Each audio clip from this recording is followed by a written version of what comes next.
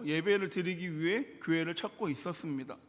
마침 가까이 있었던 교통경찰에게 주변에 교회가 있으면 알려주세요 라고 물었습니다. 그랬더니 그 경찰은 여행객에게 상당히 멀리 보이는 교회를 가르쳐 주었습니다. 그래서 이 사람이 너무 멀다고 왜 그 교회를 나에게 추천해 줬냐고 물어보니 가까운 곳에도 교회가 있을 것 같은데 왜 그렇게 먼 곳에 있는 교회를 저에게 가르쳐 주었습니까? 라고 물어보니 그때 아주 인상적인 대답을 듣게 됩니다. 나는 교회를 다니는 사람이 아니어서 교회가 어떤지 잘 모르지만 저 교회에서 예배 드리는 사람들의 얼굴이 훨씬 밝고 기쁜 표정을 하고 있었습니다. 왠지 그 교회가 진짜 교회인 것 같아서 그 사람에게 그 교회를 소개시켜 주었다는 것이었습니다. 여러분, 옛날에 카라라는 걸그룹을 혹시 아시나요? 지금은 해체되어서 개인 활동을 하고 있지만 당시에 활동할 때는 인기가 많은 그룹이었습니다. 여러분, 오늘 설교를 준비하면서 자료를 찾다 보니까 오늘 저와 여러분이 함께 살펴본 이 성경의 열매, 이 희락이라는 열매의 단어의 뜻을 보니까 그 헬라어 원어가 다름 아닌 카라라는 것을 알게 되었습니다. 여러분, 오늘 본문에 이 희락이라고 해석되어 있는 이 헬라어, 이 카라는 성경에서는 기쁨이라는 말로도 사용합니다. 그러니 여러분, 희락은 기쁨인 것입니다. 여러분, 사람에게는 감정이라는 것이 있습니다. 인사이드 아웃이라는 애니메이션은 인간 안에 있는 5가지 감정을 주제로 한 애니메이션 영화입니다. 여러분, 이 영화에 등장하는 5가지의 감정은 기쁨, 슬픔, 버럭, 까칠, 소심입니다. 여러분, 이 영화를 보면 인간이 이 5가지 감정은 철저하게 상황과 환경에 영향을 받는다라는 것을 알 수 있습니다. 그래서 내가 기쁜 일이 있을 때는 기뻐하고 슬픈 일이 있을 땐 슬퍼합니다. 또 화나는 일이 있을 때는 화를 내고 신경 쓰는 일이 있을 때는 까칠함을 나타냅니다. 그런데 여러분, 철저하게 외부의 환경에 영향을 받는 그 감정을 갖고 있는 저와 여러분이 오늘 본문에서 나오고 있는 이 성경의 열매 희락, 기쁨이다라고 말하고 있습니다. 여러분, 우리 안에 기쁨이라는 감정이 있기 때문에 그래서 기쁜 일을 할 때 기뻐하고 그래서 우리는 이미 성령 충만하다라고 말할 수 있을까요? 여러분, 과연 오늘 본문에서 말하는 이 희락, 이 기쁨이라는 것이 우리가 생각하는 그런 얕은 수준의 기쁨을 표현하는 것일까요? 여러분, 사랑이라는 성령의 열매는 인간관계와 이해관계를 넘어서는 이 초월적인 사랑, 아가페의 사랑을 뜻합니다. 성경에서 말하는 이 사랑이라는 성령의 열매는 원수까지 사랑하라는 무조건적인 사랑을 뜻합니다. 여러분, 그러면 이 정도의 사랑이 바로 성령의 열매 사랑이라는 것인데, 그렇다면 오늘 우리가 함께 나눌 이 기쁨, 이 희락은 어떠한 기쁨일까요? 여러분, 기쁜 일에 자연스럽게 기뻐하는 것, 그 정도의 기쁨을 말하는 것일까요? 앞서 사랑은 무조건적인 사랑, 자신들의 가족, 친구를 죽인 그 사람도 용서하고 그 죄를 덮어주는 그 아가페의 사랑을 말한다면 오늘 본문에서 말하는 이 기쁨도 그 정도의 기쁨을 말하는 것이 아닐까요? 여러분, 우리가 기뻐할 때 기뻐하는 것은 당연한 것입니다. 집을 사서 기쁜 것, 차를 사서 기쁜 것, 대학에 입학해서 기쁜 것은 당연한 기쁨입니다. 그런데 여러분, 집을 샀을 때의 기쁨, 차를 샀을 때의 기쁨, 대학에 입학했을 때의 기쁨이 오래 갑니까? 과연 이 땅에서의 영원한 기쁨, 무한한 기쁨을 우리가 만날 수 있을까요? 여러분, 눈은 보아도 만족이 없고 귀는 들어도 족함이 없으면 물질 또한 모아도 족할 줄은 모르는데 과연 그것들이 주는 매우 순간적인 기쁨을 가지고 성령 충만한 기쁨이다, 희락의 열매다라고 말하는 것일까요? 여러분, 오늘 본문에서 말하고 있는 이 희락, 이 기쁨은 상황과 상관없이, 내가 처한 현실과 상관없이 우리 안에 생명이신 예수님으로 말미암아 늘 은은한 기쁨이 우리 안에 머물고, 또한 기뻐할 수 없을 때에도 내가 슬픔과 낙심과 좌절에도 침몰당하지 않고 언제나 기쁨으로 우리를 주장하는 것을 의미하는 것입니다. 여러분, 사랑이 무조건적인 사랑을 말하듯 이 희락, 이 기쁨도 무조건적인 기쁨과 희락을 의미하는 것입니다. 여러분, 우리가 하나님의 자녀로서 이 땅에 살아가기에 우리 안에 계신 성령님께서 채워주시는 그 기쁨으로 상황을 넘어서고 환경을 넘어서서 기뻐하며 살아가는 것이 오늘 성경에서 말하는 성령의 열매 희락이라는 것입니다. 여러분, 성령으로 충만하면 상황과 상관없이 우리는 기뻐할 수 있습니다. 성령 충만할 때 그 성령이 공급하는 기쁨이 저와 여러분을 주장하게 됩니다. 그리고 그 기쁨이 우리에게 나타나야 성령 충만한 그리스도인이다 라고 말할 수 있습니다. 그런데 여러분, 현대를 살아가고 있는 사람들은 그 기쁨을 잃어가고 있습니다. 하나님을 믿는다고 말하는 사람들도 그 기쁨을 온전히 누리지 못하며 살아갑니다. 기쁨을 누리지 못하고 잃어갈 뿐더러 모두가 화나고 불만적인 사람으로 가득 차 보이는 것 같습니다. 여러분, 물질적으로는 옛날보다 지금이 더 부유해졌는데 마음은 오히려 더 가난해지고 있는 것 같습니다. 더 여유도 없이 쫓기는 것 같고 고민과 걱정은 날마다 더욱더 늘어나는 것 같습니다. 왜 그럴까요? 왜 기쁨을 누리지 못할 뿐더러 잃어가고 있고 고민과 걱정은 더욱더 늘어나고 그 고민과 걱정 가운데 우리가 사로잡히게 될까요? 그 이유 중에 하나는 물질의 논리에 우리가 말렸기 때문입니다. 성령 안에서 기쁨을 찾아야 하는데 마치 더 많은 물질을 얻어야 행복한 것처럼 사탄의 소가 착각하고 있기 때문입니다. 여러분, 사람들은 때로 저와 여러분은 조금만 더에 속게 됩니다. 조금만 더 벌고, 조금만 더 높은 자리에 오르고, 조금만 더 좋은 집에 살고, 조금만 더 좋은 차를 사면 우리는 행복할 것만 같습니다. 그래서 그렇게 살아왔더니 이 조금만 더는 끝이 없습니다. 이루었다 생각했는데 다시 부족해 보이고 어느 때는 빼앗기기도 합니다.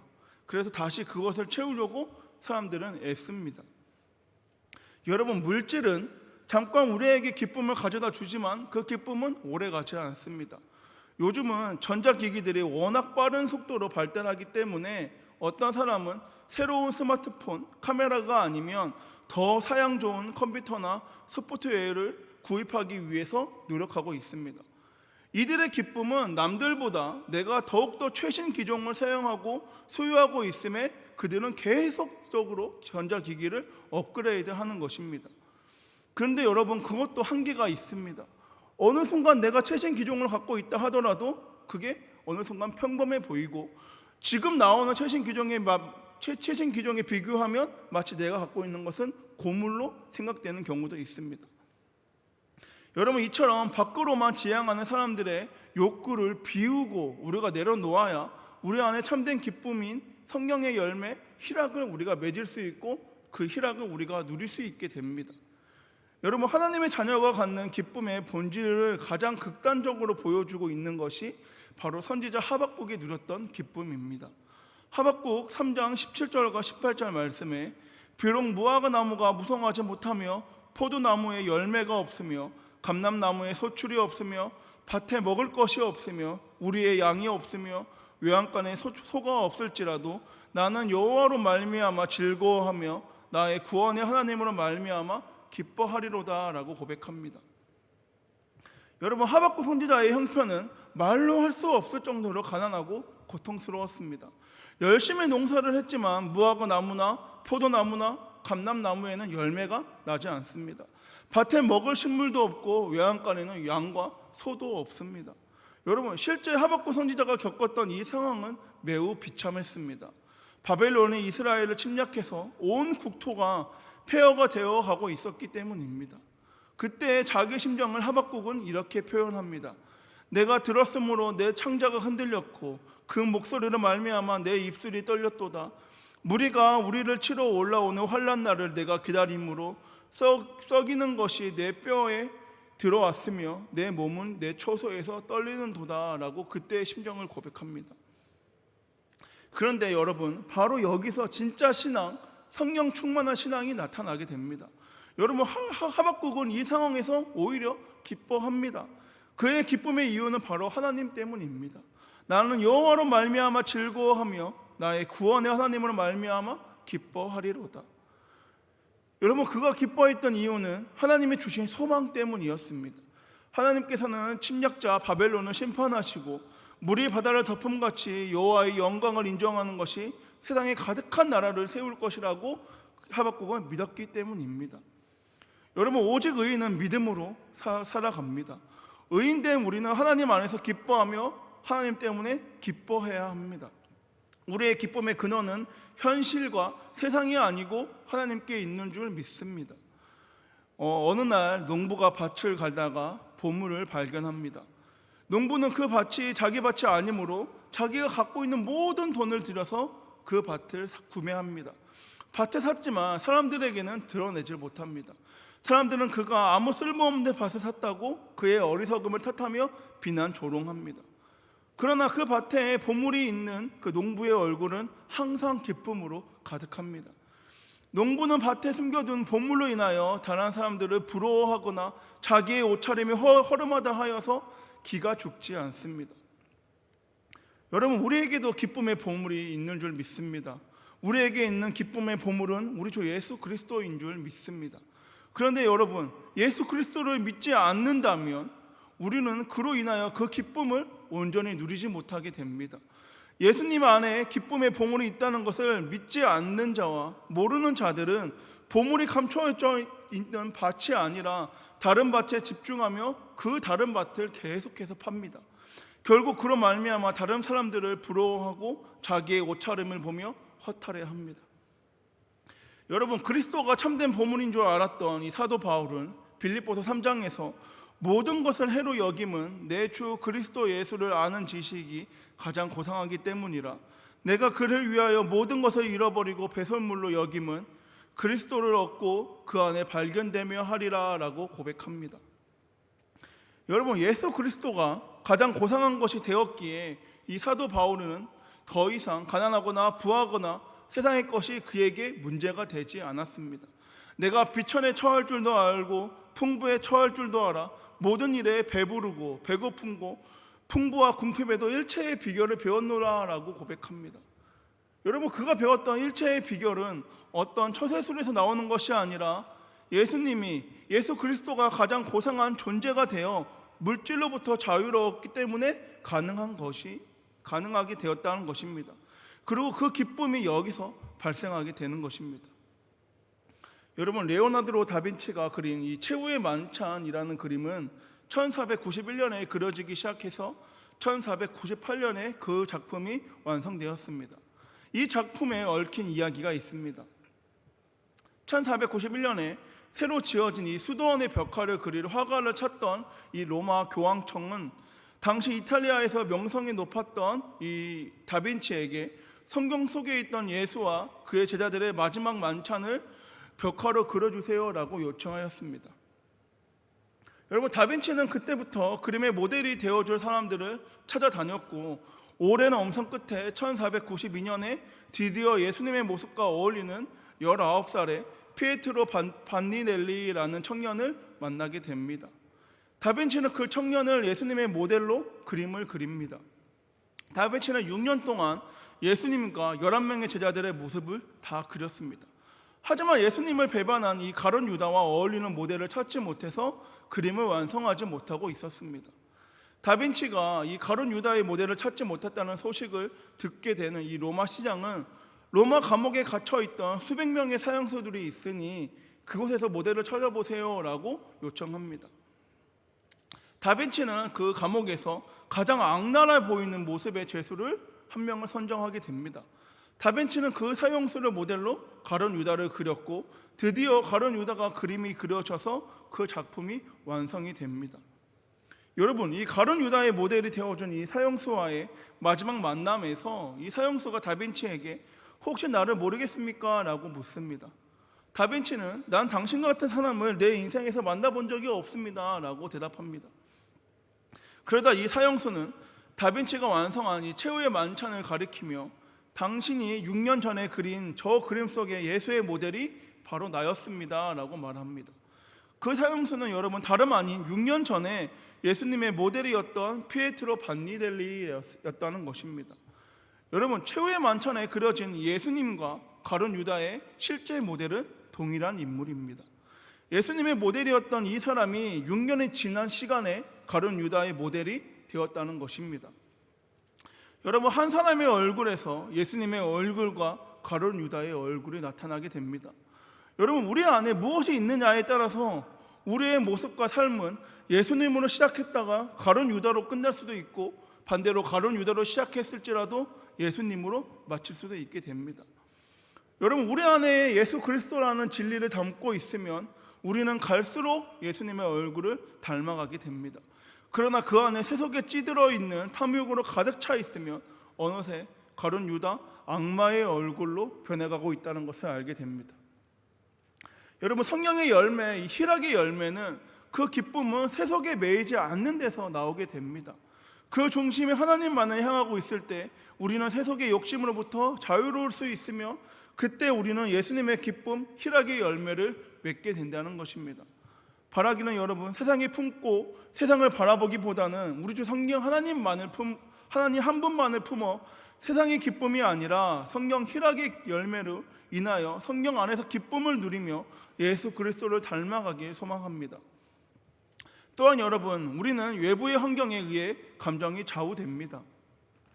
그래서 성경에 기록된 것처럼 내 마음에 맞는 사람만 사랑하고 환경이 주는 기쁨이 있을 때 우리는 기뻐합니다. 그런데 성경에서는 이러한 삶은 이방인의 삶이다 라고 말합니다.